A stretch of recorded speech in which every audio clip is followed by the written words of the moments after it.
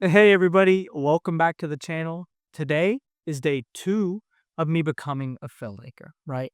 And when I say day 2, I mean today's day 2 of me actually going through a course to becoming a filmmaker. Today's course didn't really teach me anything new. It was just a recap of some things that I've already know, right? Today we went over focal length, right? Where we went over real wide angles, right? Which is really great if you want to get whole body shots or capture large landscapes. That's the wide angle lens, right? We also went over the standard lens, right?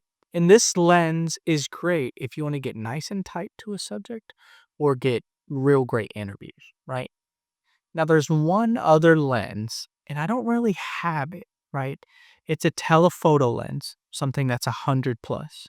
I have something really close, and that is my 85 millimeter, which as you can see, is just entirely too close. But it's great for getting shots that are at a distance, right? Or if you need to get really good detail in a subject.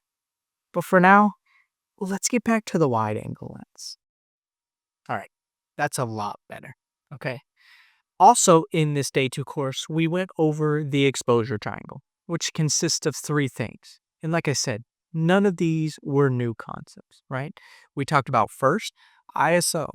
ISO is just how much light you let into the sensor or how sensitive you make the sensor, right?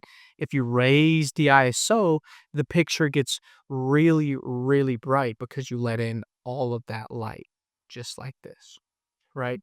Now, the opposite is also true. If you lower the ISO, right, and go all the way down, it doesn't let enough light into the sensor, thus making the picture very dark.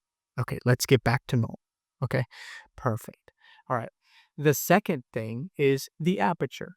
And I would change the aperture right here, but I can't because it's a manual lens. But basically, the aperture is just how close do you want those little blades on the inside of your lens, right? The more closed you make it, one, the less light you let into the sensor, thus making it darker. But you also change the depth of field, right? If you had it really closed, you would see every detail as far as the eye could see. And that's not very natural for most people. So usually we stick to a lower depth of field so you can actually get some background more, right? And then step 3 is the shutter speed, right? The shutter speed goes along with our frame rate. We normally just double our frame rate to get the shutter speed. And that just looks appealing to the eye. Because if you go really high in the shutter speed, right, you'll get all these skipped frames and it gets a little darker, right? And conversely, if you go too low into the shutter speed, you get a lot of motion blur and you let a lot of light into the sensor, right? And that just doesn't look natural, right? So the rule of thumb is for cinematic movies, you want the frame rate to be 24, right? Frames per second. And you want the shutter speed to be twice that or 1 over 48. Okay? So in day 2, that's kind of what everything we learned about. There was a couple other things that he talked about, but it wasn't stuff that I paid attention to. It was stuff I already knew. But I'm trying to get a little bit more creative for these videos, and I thought this would just be a fun way to kind of explain the few things that I learned. One, focal length. I'm going to start getting more creative and use different focal lengths, right?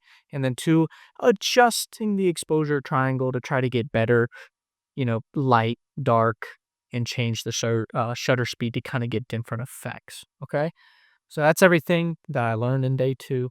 I really appreciate every one of you being here. If you like the video, please feel free to like it. And if you're new here, please feel free to subscribe and turn on notifications so you don't miss any videos on this journey.